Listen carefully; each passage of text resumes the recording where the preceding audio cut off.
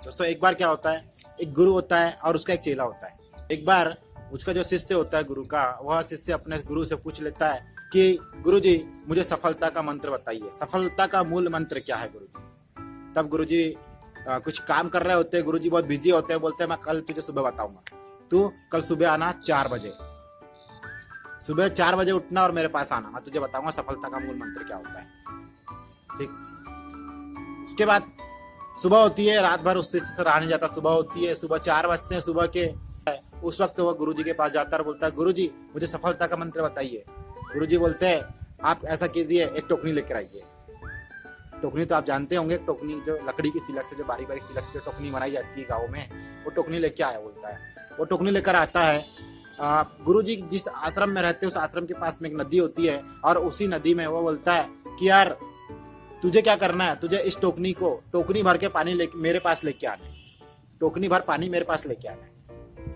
वह ऐसा ही करता है, वह जैसा गुरुजी बोलते हैं वो वैसे ही करता है। वह टोकनी पकड़ता है और नदी में से पानी झेल करके गुरुजी के पास लेके आता है। जैसे नदी में से पानी लेके गुरुजी के पास आता है तो गुरुजी के पास आते तक के उस टोकनी का पानी खत्म हो जाता है, टोकनी खाली हो जाती है। एक दिन पूरा बीत जाता है, सुबह से लेकर शाम तक पूरा दिन बीत जाता है, उसकी टोकनी पानी भरा ही नहीं पाता। दूसरे दिन फिर वैसे ही करता है, गुरुजी जो बोलते हैं वो करना है, गुरुजी बोलते हैं कि यार मैं जो बोलूंगा तुझे वही करना है, वो वैसे ही करता है। वो दूसरे दिन होता है, दूसरा दिन फिर टोकनी पकड़ता है, फिर नदी में जाता है और नदी में जाकर के फिर वही टोकनी को उस पानी में डुबाता है और फिर जैसे ही गुरुजी के पास लेके आता है फिर टोकनी का पानी खाली हो जाता है।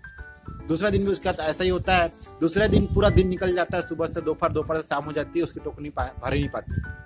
ऐसा करते करते 2 दिन हो जाता है, 3 दिन हो जाता है, 4 दिन हो जाता है, 5 दिन हो जाता है, 6 दिन हो जाता है।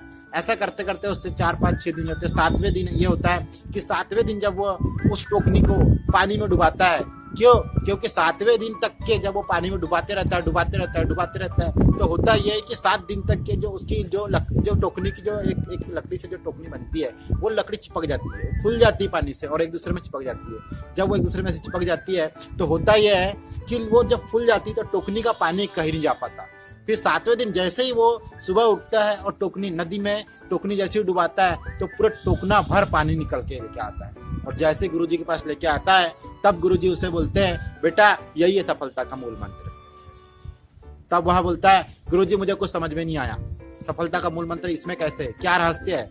वह बोलता है मैंने तुझे शुरुआत में ही बोला था कि मैं जो बोलूंगा वो करना, लेकिन तूने वही किया, लेकिन तुझे उसे करने में समय लग गया।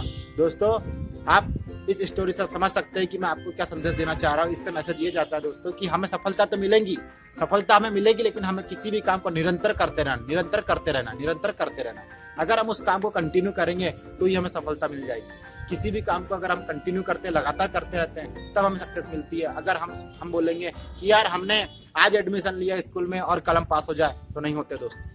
उसके लिए प्रोसेस लगती है, समय लगता है, हमें धीरज रखना पड़ेगा, हमें विश्वास करना पड़ेगा, हमें गुरुजी की बातों पे विश्वास करना पड़ेगा और गुरुजी की बातों पे विश्वास करके हमें आगे बढ़ना पड़ेगा। जैसा गुरुजी बोलते हैं वैसा करना पड़ेगा, जब जाकर के हम आगे बढ़ेंगे दोस्तों। तो आशा करता हूँ दोस्तों मेरा आज का मैसेज आपको समझ में आया होगा, और अगर मेरा आज का मैसेज और आज की स्टोरी आपको अच्छी लगी होगी तो लाइक और कमेंट करना ना भूलिएगा दोस्तों।